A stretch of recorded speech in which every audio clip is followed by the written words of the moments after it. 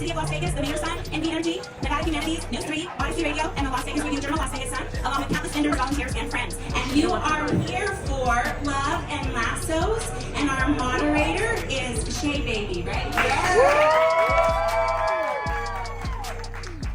How y'all doing? Y'all all right out there? Yeah! Y'all hot?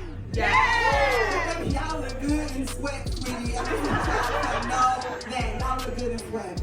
Now, I'm so happy to be here, and I'm so happy to be the moderator for Love and Lasso. How y'all like them black cowboys? Yeah! Not the Dallas ones. I ain't talking about the Dallas. I'm talking about the real ones. The real ones. And I have such wonderful people next to me right now, so let me just introduce them one by one. They're so wonderful, so give me a moment, okay? Because we gotta get all the accolades. They need all the glory. Y'all all right with that? Yeah! All right, so right next to me is Nina Crespo. She's an award-winning romance author known for her captivating and steamy romances. She writes in various subgenres of romance, including contemporary, paranormal. Girl, you write paranormal. Yeah. Girl, you nasty. I love all of it. Her books often feature strong, independent heroines and charismatic heroes who navigate passionate and sometimes complicated relationships. It's the man's fault, y'all.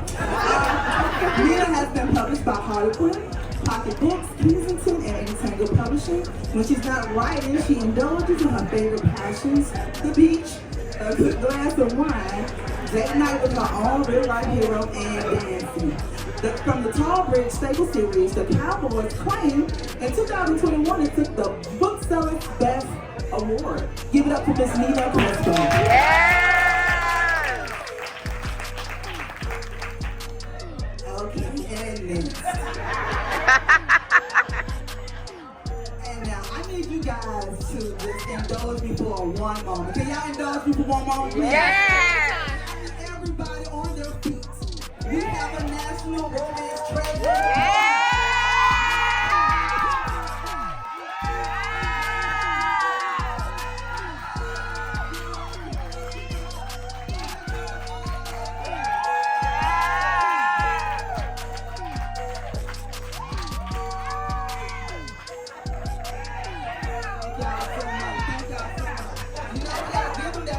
While they're yet here. Yeah!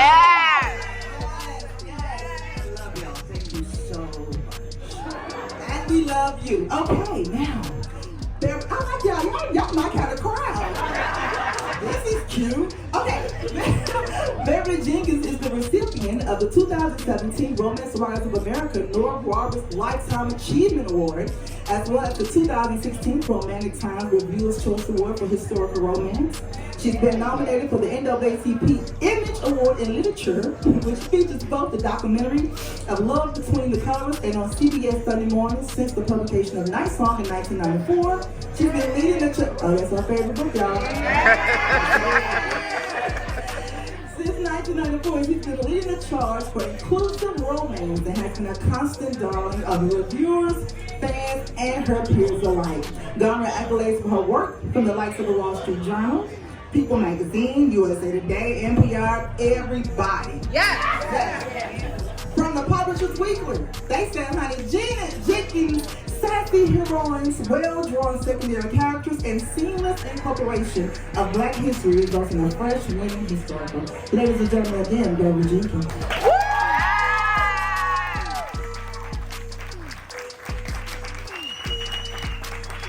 That is awesome. And last but certainly not least, yeah, she hailed from Southern New Hampshire. Yeah. Rebecca Weatherspoon, y'all. Rebecca now lives in Southern California, where writing is one of her many gigs. Her BDSM romance and her feat won the Golden Crown Literature Award for erotic lesbian feature, and her novella Fit is #1 in a Fit trilogy. She won the Romance Times Book Reviewers Choice Award for Best Erotic Novella. Honey, she know how to write. Okay. With over 20 titles under her belt, Rebecca has covered subgenres from suspenseful paranormal romance to steamy romantic comedies, and now young adults. With everything going on in the world, she still believes in love. The fluffier, the better. Her Cowboys in California series, according to Oprah Magazine, baby, was the best romance novels of 2020. Give it up again for Rebecca.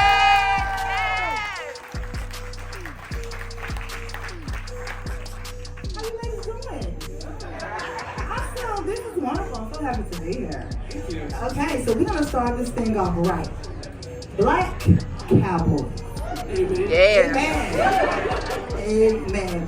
Okay, so first of all, we want to talk about the stigma of Black authors writing about cowboys, period. So when you first started your genre or your journey in writing about Black cowboys, like how was your reception from everyone else, from your fans, or just from the publishers, or just from people abroad? Nina, we can go to you first. Well, from the publisher's perspective, it was something that they asked for. In my situation, I had read or found a photo spread in New York Magazine that featured the cowgirls of color. And it just really intrigued me, seeing these beautiful women and their horsemanship and their skill. And then a few weeks later, as it turned out, my agent said, hey, there's an editor that's looking for books about cowgirls and cowboys of color. And in fact, here's this magazine spread. So what do you think? And so it just really felt like it was meant to be able to write these characters. And myself, growing up in the Southwest, being able to see diversity in terms of cowgirls and cowboys were just something that I knew of. So from my perspective, it was a story that needed to be told. And particularly as I started doing my procrastination research, which is definitely needed as a writer. You have to go do that research online, coming across the richness of the culture in terms of cowgirls and cowboys, like the Bill Pickett Rodeo, is something that is, for those of you who don't know, Bill Pickett was a well-known Black cowboy. He was the one that instrumented bulldog, right? Bull wrestling. And so he now has a rodeo in his name. And so being able to see people celebrating at that event, for me, was like looking at home, in terms of the food, the dancing, the celebration. And for me, it was just something that needed to be put on the page. The reception, I think, has gone well. At first, I got a little pushback because my cowboys and cowgirls are from Maryland, and the Cowboys claim, and people were going,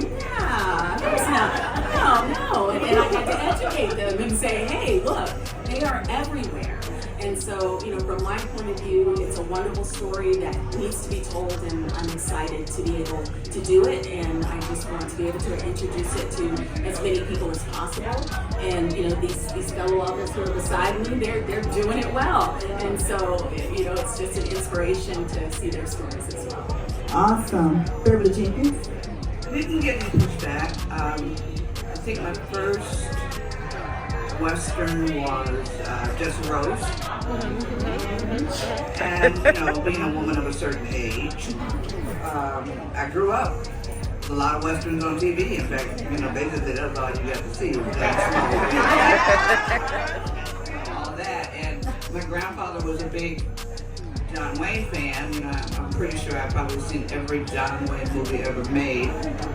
And he would often say, that's a black story.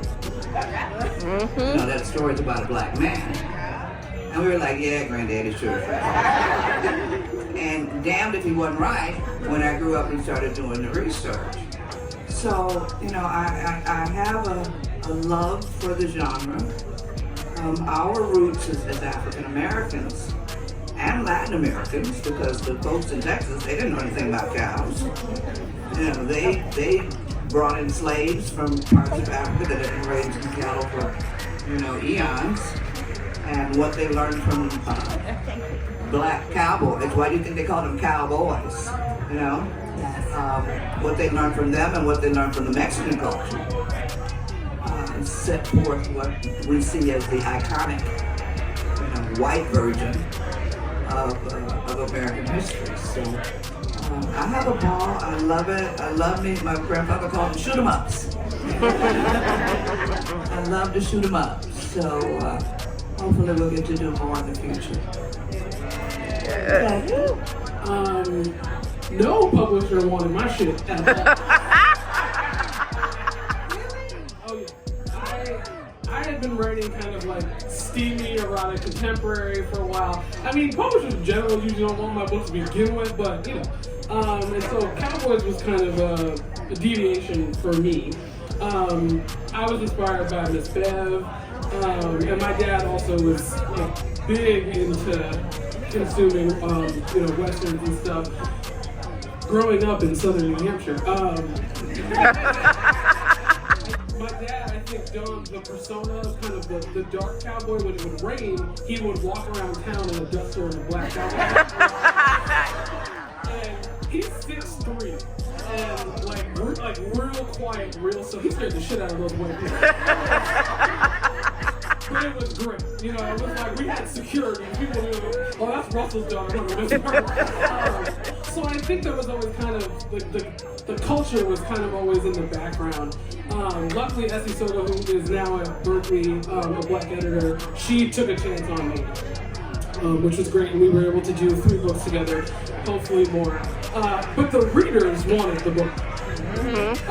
When it finally, a lot of people who've been reading my other stuff that have been writing paranormal and contemporary mostly, I got a lot of readers say, yours are the only Cowboys I've ever read, and now I want to read more, which is great, because then I can say, well, you're all these black Cowboys, get to read. So it's been lovely, the response from readers, but it's been very interesting to see still where some publishers are struggling just a little bit. I love it. So, in writing Black Cowboys, of course, there's a lot of history in that. But you just can't say, Cowboy just came from, I don't know, down in Peachtree in Atlanta, Georgia. And maybe some have. So, how hard was the research in order for you to write about a Black Cowboy? We'll start with you, Rebecca, since the name coming up here. So my Cowboys of California trilogy is about a family. They own a luxury ranch in Southern California, and it was nice because, as my stuff was rolling out, Compton Cowboys got real popular.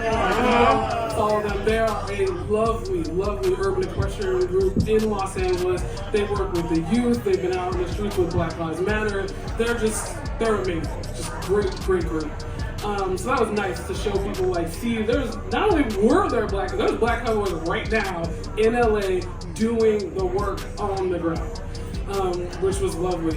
So I wanted to write kind of a modern family saga. So I started researching kind of where would these people have shown up. When I was researching, I think my Beards and Bondage book, I was researching farms. And one of the women I interviewed, she gave me enough information about Southern California farms for 19 books. So I already had the town in mind. I already had how the ranch would operate. And then I started thinking about the family, and I started researching old westerns and how they would train the animals.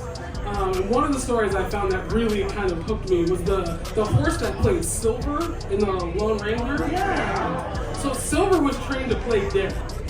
So they were driving Silver down the road. They got into a car accident, and everyone was freaking out because they thought they killed Silver. So the old school ambulances there, the cops there, everyone's freaking out. Silver just pops up and says, "Hey, I'm fine." So I kind of crafted an idea of a black trainer working on a film set and a black woman starring in a movie in the 50s opposite a white man, and none of the white people on set will talk to either of them. So they spend all their downtime with each other and they fall in love.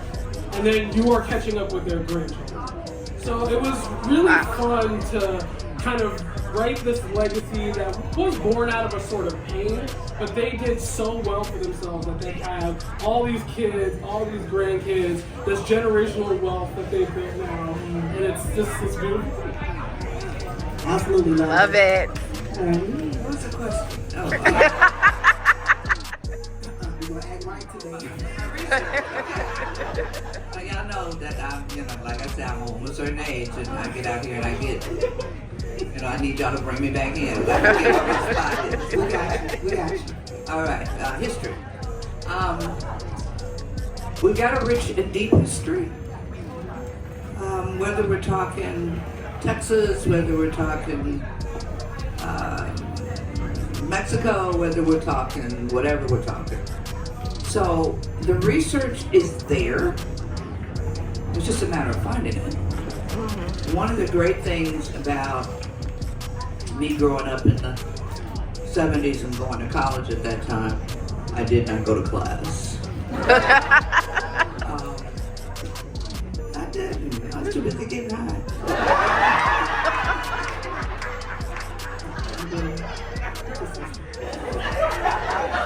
The truth matters.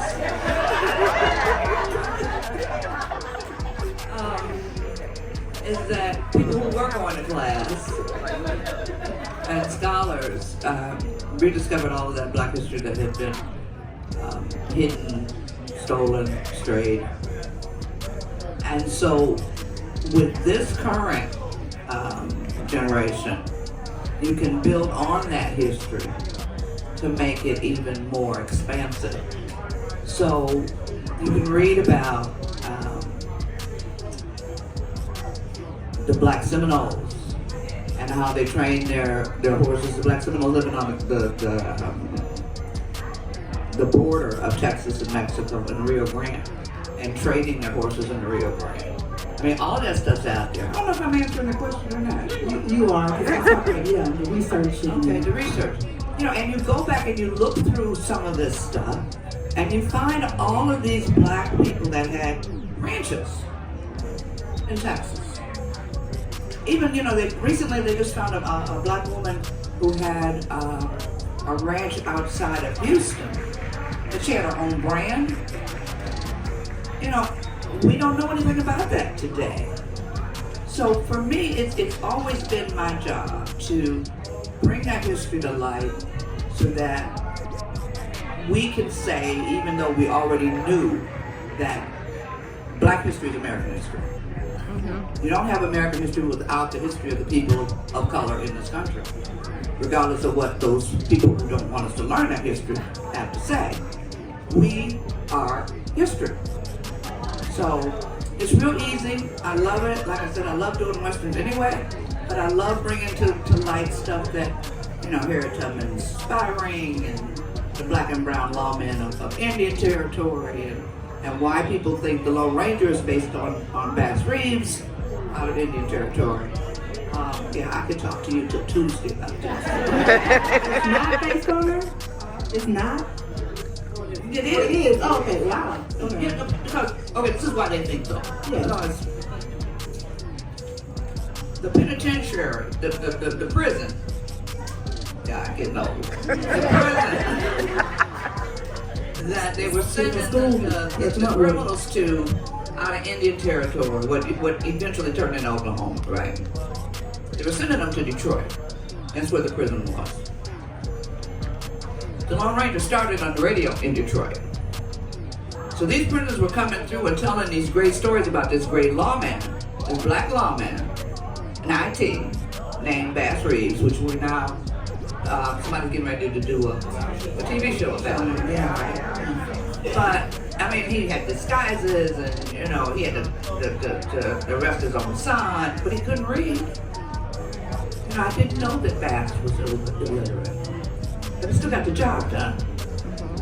So, but they couldn't make this fictional radio people. They couldn't make this fictional sheriff white. I mean, black. They had to make him white. So, Bass's history and Bass's adventures and Bass's record as a lawman turned into the Lone Ranger.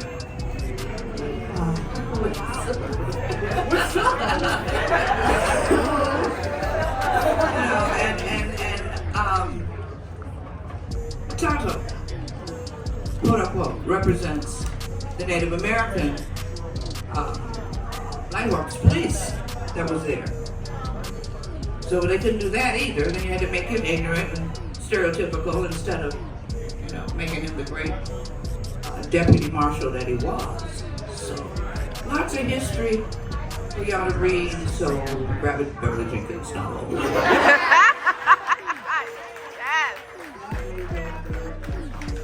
Nina. Well, they've said it well in terms of describing the history that exists.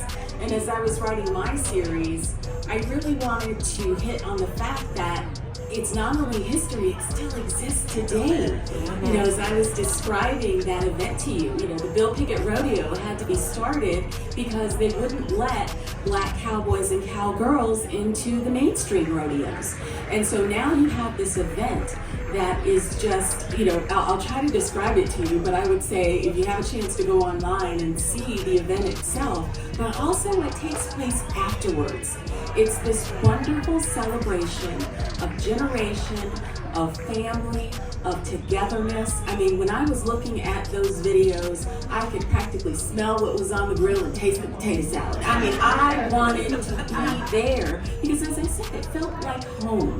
And so to be able to take that moment and somehow translate it onto the page and into a book is what I wanted to do. In fact, the scene that is on the cover of The Cowboy's Claim is a representative of that scene that I was able to see of what happened after the Bill Pickett Rodeo.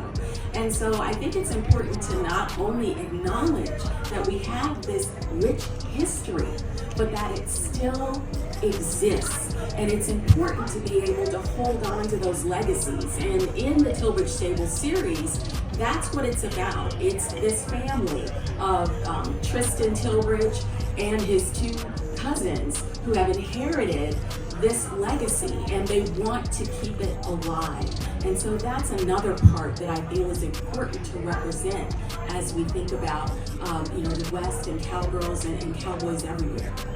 Absolutely love it. So before we get into each of you guys' books, the Black Cowboys, after you've done all your research and know what you know, what can you say, how do they impact the world? What kind of impact did the Black Cowboys have? I think they have a very positive impact. They are part of our American dream. They're not something that is an oddity. And I think that they have an opportunity, just like other people in our community, to set some really wonderful examples for our youth and examples to take forward. And so it's important not to erase them. They shouldn't be forgotten because they have an opportunity to inspire and to bring people forward as well. As I think about the cowgirls of color, these were women who didn't learn how to ride when they were younger. They were inspired by the cowgirls and cowboys that they ran into today to say, let's learn how to do this. Let's bring this legacy forward. And so I think that's an important place that they have to continue to bring the legacy forward. Okay, Rebecca? I would say for me, I don't know if this is like a woo-woo answer, but I think it's important to look at where Black cowboys and Black equestrians, where that intersects the Black American experience and our necessary ties to community and nature. And I think that for a lot of indigenous communities around the world, the connection to community and nature is like what keeps you alive. And I think like what Ms. Bev said, when you have enslaved Africans brought here, but they're coming with their knowledge of land, soil, animal migration, breeding patterns, all of that stuff, and then how you learn those things. I jokingly told my mom one of the reasons I had to leave New Hampshire was because there's not an established wintertime community, right? Whereas in indigenous communities and cold climates, the community is what keeps you alive, right?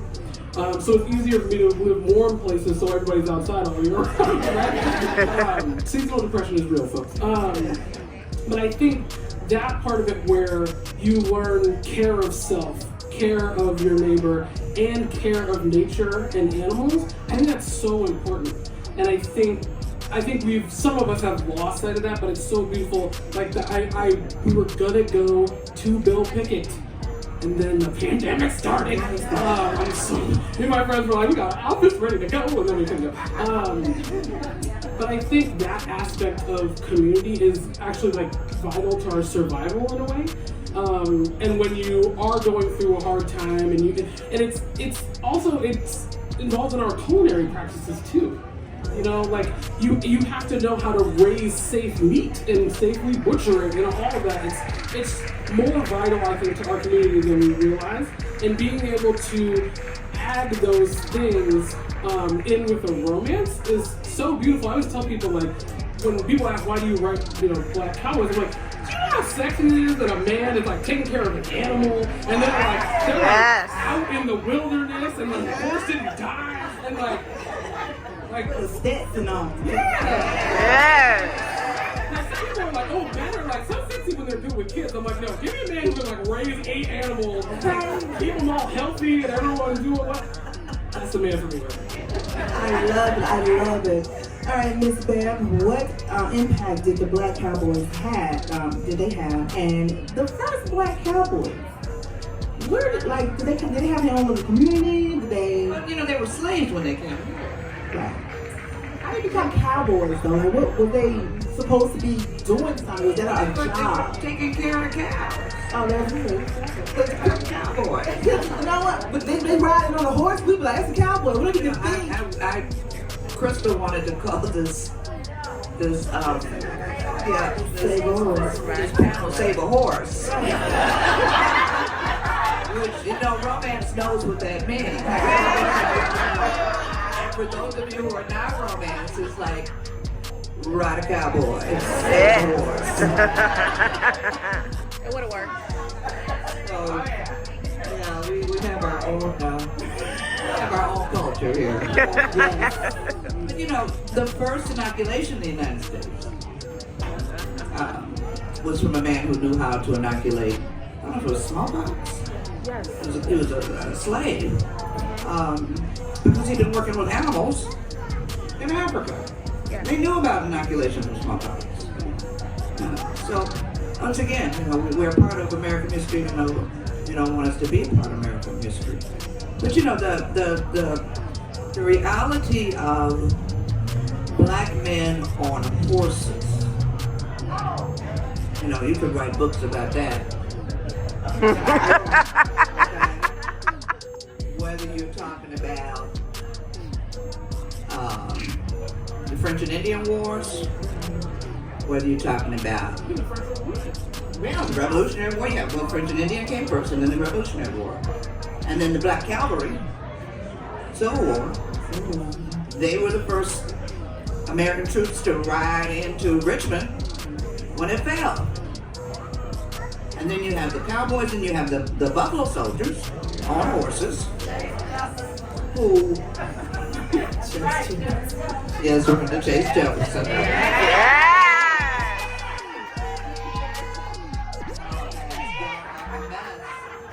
If you haven't read Brenda Jackson's Cowboy,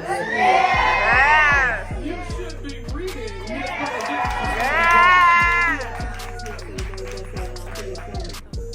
It's so silly.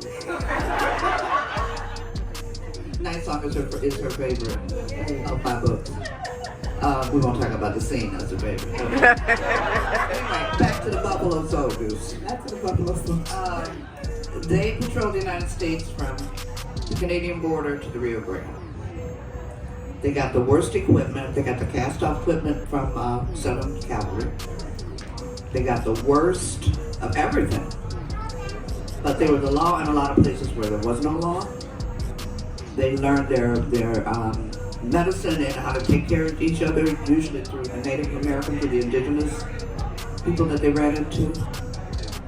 I mean, they were putting up the telegraph poles all over the West.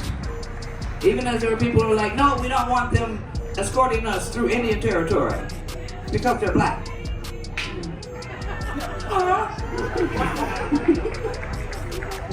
So the idea of black men on horses is something that is woven throughout the culture from before the culture to today with the Bill Pickett and all of that and the modern cowboys. So, like I said, I could talk about history from now till next June. We love to hear you talk about it. Well, I'm trying not to monopolize. All right, so now let's go into your books real quick. Nina Presto, your cowboy series. You opened up because you had a lot of small towns. Yeah, it started out with the Tilbridge Stable series, and then they said, do you want to write some more? And I said, sure. And so now it's interwoven into a world that includes the Small Town Secret series, and there's others that are coming along that are part of the Tilbridge Stables world. How many books are in the Tilbridge series? Well, the Tilbridge series has 3, and then the ones that are connected to it, there's 3 of those, and then there's 4 more coming that are connected to it. Tell us a little bit about the Tilbridge series, please. The which series? The Tilbridge series. Oh, the Tilbridge Stable series. I'm from the South. You know, our lips are hanging up some. That's okay. Well, the Tilbridge Stable series, as I mentioned, it starts with Tristan Tilbridge, who is a bit of a prodigal son. He left home, but we find out that he left home for very good reasons. And he has 2 cousins, 2 sisters who are running Tilbridge Stables. But he has to earn his spot back. They're just not going to let him roll back in and say, okay, I'm here for my family legacy. And so the Tilbridge Stables series, it's family saga drama. I call it soapy family saga drama. So if you like a little bit of soap opera to it, you like the family saga, you like the steamy, then that's what this series provides. So book 1 is about Tristan, who again is putting up with a lot from his older cousin about why he left and how he's going to earn his spot back. And so she gives him the responsibility of showing an actress around who is researching a part for a movie. And she has to ride a horse, but the problem is she's afraid of horses. And so he has to get her over that challenge. But it's opposites attract, fish out of water. And so the 2 of them at first are definitely not getting along, but as we know, happily ever after is at the end. I'm sure he showed her how to ride. He showed her a bit of riding. The last 2 books, of course, are about his cousins and how they find love as well. I absolutely love it. Rebecca, the Cowboy of California. Yes. So currently, I just have a trilogy. I plan to write many more, so don't worry. My Cowboys of California trilogy is about the Pleasant brothers. They live in Southern California, and they own a luxury dude ranch. It's a deep family saga where kind of the grandmother had a lot of expectations, and the fathers and uncles have since left the grandchildren to handle everything. So you get 3 books about 3 brothers. They are all fairy tale retellings. So the first book is Sleeping Beauty. I wove in an amnesia plot because I didn't want the heroine to be asleep for the whole book. So she's a celebrity chef who got a bump on the noggin and has to return home. She does not know who she is, but her childhood sweetheart and his family take her in while she's recovering, and love blooms anew. In the second book, it's a Cinderella retelling. One of the brothers, Sam, he is following in his grandmother's footsteps and is also an actor, but he has a stake in the ranch as well. He ends up with a plus-size assistant who accidentally takes off with his Oscar statue after their post-Oscars one-night stand. Nice. And they run into each other again, and she has to kind of live this ruse of mystery. He doesn't know who she really is, but in true Cinderella form, they do fall among each other. And the third book is a Beauty and the Beast retelling about the oldest brother, Jesse, who has a little bit of a temper problem. But it comes from a legit place. And he is paired with a young lady who is also from their town, who has moved and since come back, Lily Grace. And it's a little bit of enemies to lovers in the beginning. He does something he's not supposed to do. I don't want to spoil it. And Lily Grace gives him what for. And then also steals his dog for a little while, which is very fun. That book, if you're into this sort of thing, does have sex lessons. So Lily Grace needs to teach him how to ride a horse and her. So, What page is that on? Asking for a friend. a lot of people really like Jesse, but all 3 brothers are great in my opinion. So more of that. Hopefully, I want to write at least 1 or 2 more books of that family, but we still gotta work out the kinks with that. But more Cowboys for sure. Okay, so even if it's not in that series, it'll be a total new series with more Cowboys. Yes, I want to write Small Town Cowboys mixed with a little paranormal too. Yes. Yes. That's awesome. Miss Bev. Thanks, Julie. Y'all give it up for Julie. Julie's Yes. She's a librarian too. Wonderful, wonderful. Love it. Love librarians. Yes, Miss Bev is a librarian too. Miss Bev, so you have throughout your lifetime of books, you've written about a couple different cowboys. You have Jesse Rose, you have Topaz, you have, what's your favorite? I'm sorry. Night Song. That is a good one. It's the first one. That is a good one. So out of all your books, all your cowboys and cowgirls, who's your favorite? Y'all know, everybody have a favorite child. Some be alive, for whatever reason, they're their favorite. Like they said, your mama always got the favorite child, but she don't want to tell you what you're not here. So, I don't know. I mean, Night Song is first, I guess, because it was first.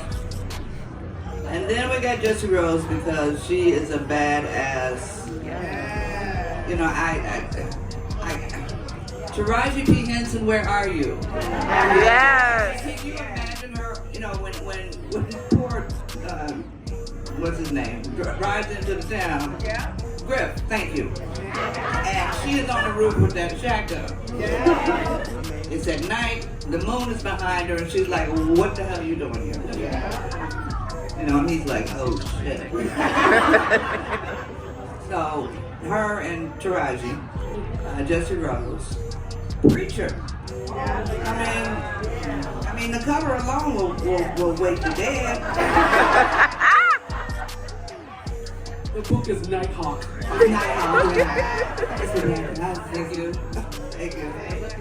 I mean, there's so I can't choose one. I like all my westerns. It'd probably be better to ask them which book they like best. We're not asking Brenda Jackson though, because we know. Well, she Brenda knows. She knows. She's been chasing Carol Lee in the bathtub. Yeah. With the rifle. That's sexy. All right, well, we've come to our 2-minute mark, and we're going to open it up for questions. So if you have any questions for any of our panelists, please raise your hand, stand up. Just don't yell loud, okay? And Julie's going to come around with the mic. If you have any questions for Beverly, Rebecca, or Nina, please. Don't be shy. It's your money. I know y'all ain't shy. Dan, oh yeah. It's your money. Well, hello. I just wanted to ask what inspired each of you to even start writing this genre of books. Because I feel during your journeys, was it always encouraged, or was it like, ooh, Black women are writing novels about cowboys? And so I just want to know what inspired you to even start this journey. And you can go first. I'm sorry, Rebecca, did you want to go first? I started writing fan fiction, and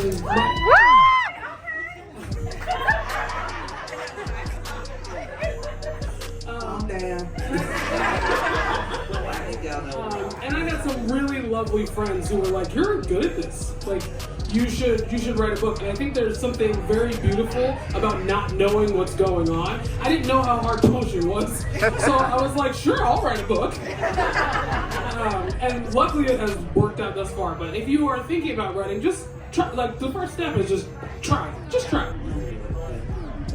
What inspired me was the culture. Trying to tell the story of the culture. That was what inspired me. As I said, when I saw that magazine article, it just really inspired something in me. And when it showed up that the editor had the same idea, oh, come on, that's meant to be. That was a goosebump moment, and I knew I had to do it. Take that challenge. Awesome. All right, I think we'll be here. You can just stand up. The mic isn't working. I know I said don't yell out. But we know. It's gonna work now. Thank you. Hi.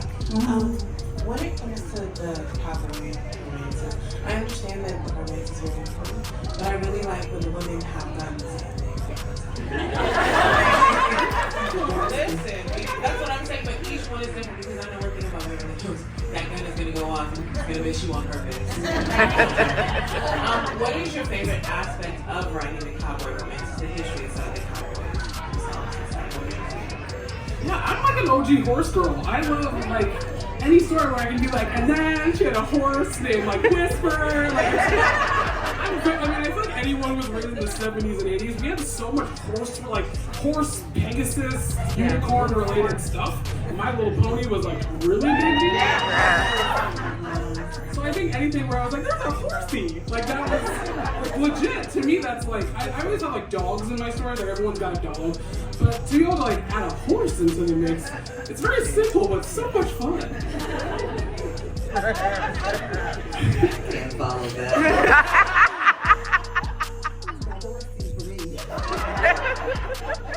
Nina, you can go next. Got Miss Bamber Group. I'm so enthralled by what you're next saying. I forgot the question.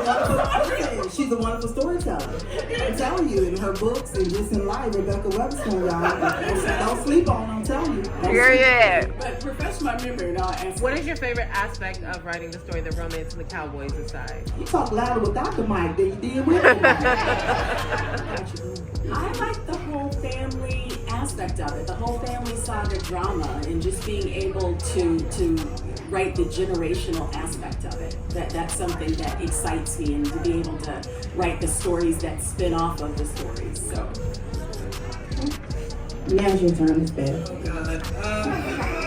I like the entertainment part of it. You know, I call my stuff education, and entertainment. So to be able to educate you as I'm entertaining you, I think it's a big thing. I also like playing with the gender roles. If you remember Lorelai and her pig farmer. Yeah. I mean, he was clueless in the bedroom. Absolutely clueless. And she was like, what the hell just happened? So to be able to flip stuff, but you know, that's one of the great things about romance anyway, is that it's so wide and so expansive that you can write just about anything as long as you give your readers the HEA. So you can always flip genders, you can always flip, you know, stereotypes, you can always flip. So I just like writing. You know, it's not hard for me, not deep for me. I enjoy writing. Love it. Okay, this is the last question right here. Then we got one.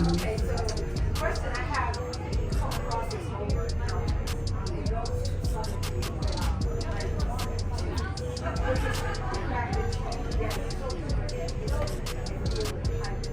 My ancestors were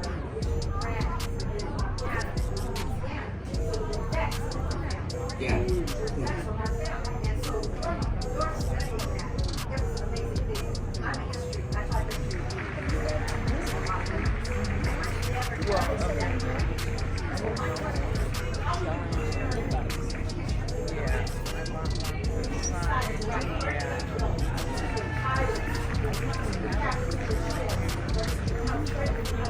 It depends on the story. Sometimes it kicks off with, like you say, a nugget of history that I run upon. Or it could be a person. And then you do the research. And there were black captains. My main thing for that was The Widow, which was and his name was, God, I can't remember too many, black. Anyway, he had a name with black in it. He was a white guy.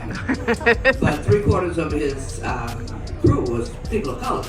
And he had some escaped slaves on the and his story was a love story. Because he couldn't marry this woman that he was in love with. This is taking place in New England. So he went to sea to try and build a fortune so that he could come back and marry this woman.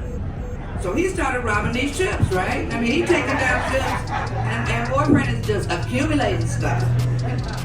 And then he comes to the United States and gets hit by a hurricane. And he dies in that hurricane. So he never gets to see his lady. But that National Geographic special is what kicked off my, okay, well, let me look and do some research and see what else we got, you know, about this. So, yeah. And they brought the winner, that was the name of the ship. They toured the country for a while too. Yeah, so real stuff, edutainment. Amazing, real stuff, real stuff. All right, well, it's time for us to really go. Before we get up out of here, I want to thank you guys for being here. But real quickly, I need you to tell them the next novel that you have coming out. So yeah, we can go with you first. I know Miss Bev, you have one coming out on Tuesday.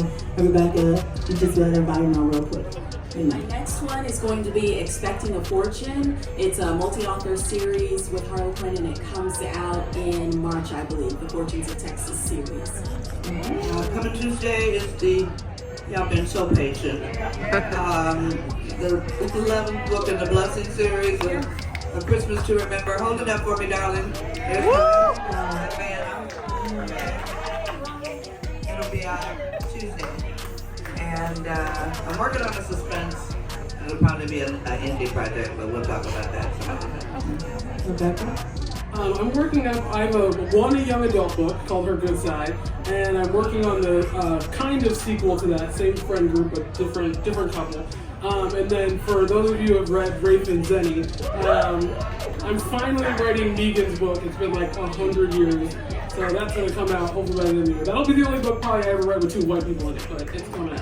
I know today we only stuck with the Cowboys because that's what the session was about. But please go to each one of their websites because they write across the board and get everything that has their name on it. These are wonderful authors. Thank you guys so much for joining us.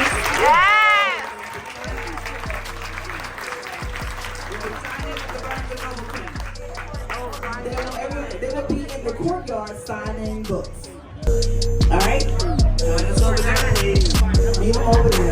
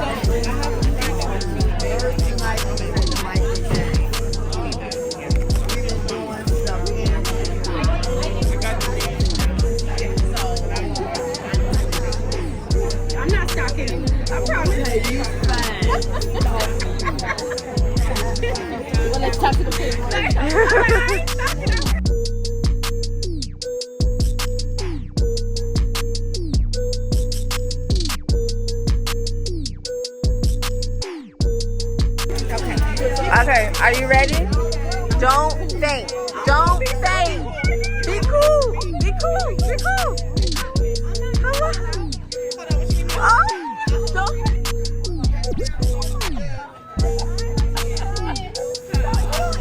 I wanted to ask a question, but I said, girl, why not in front of these people? So I played cool. I was real cool. Can someone take my picture? Give me your phone, girl. You would have fell out with her to grab your skirt, because that skirt is fine. I know. How am I going to borrow it after?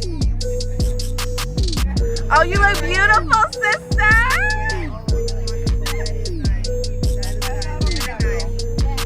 Oh my goodness, y'all look like twin sisters. I know.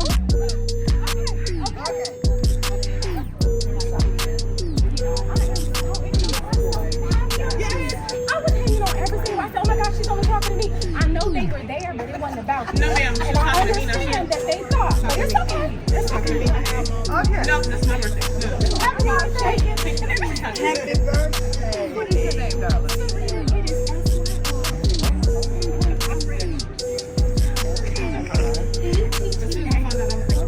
Oh, that's crazy. You not signed it, sip and read? No. I hope you're videoing me. I with your twin. Thank you. Oh, y'all are gorgeous.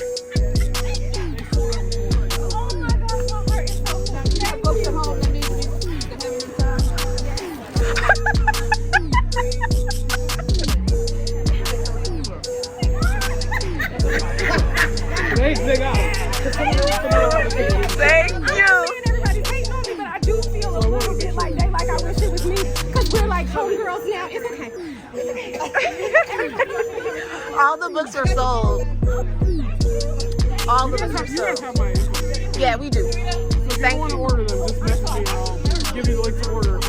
Oh, perfect. Thank you. Do I have this one? It's beautiful. Oh, yes. Thank you, boo. We appreciate you. That's our friend right there.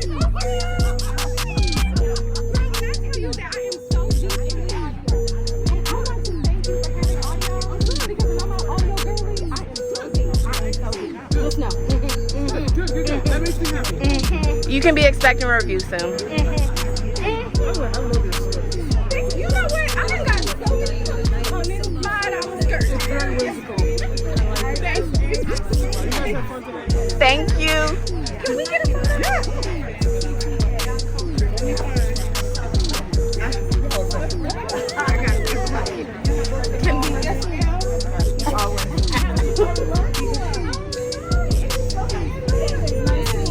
Well, who am I writing? Nikki. Not sip and read. No, not sit and read because You're a hater. You're a hater.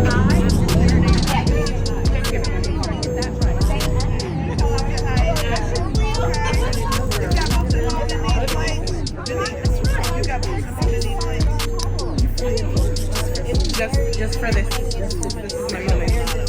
This is my moment. I feel exactly about it. Don't bother me.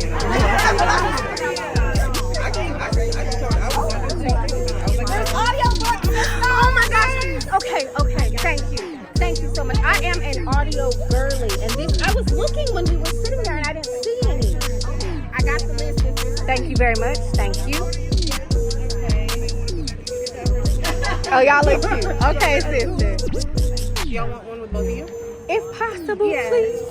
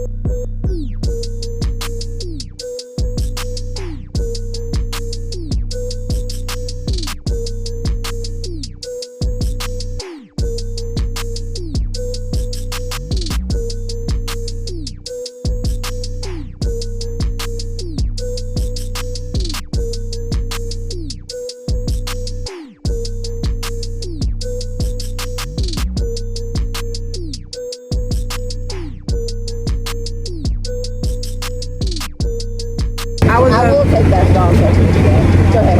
Why? Because I'm jealous. I know, but I didn't think that I could ask her until she did it. Middle child. Anyways, middle child. Yes.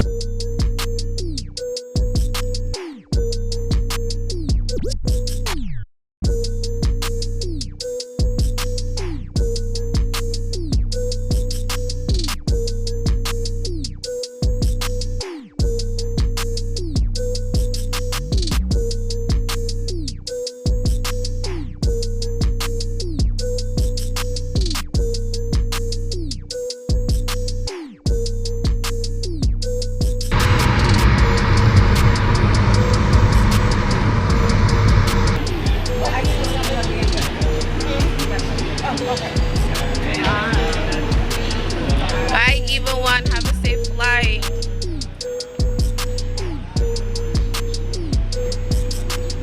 Even her walk is evil.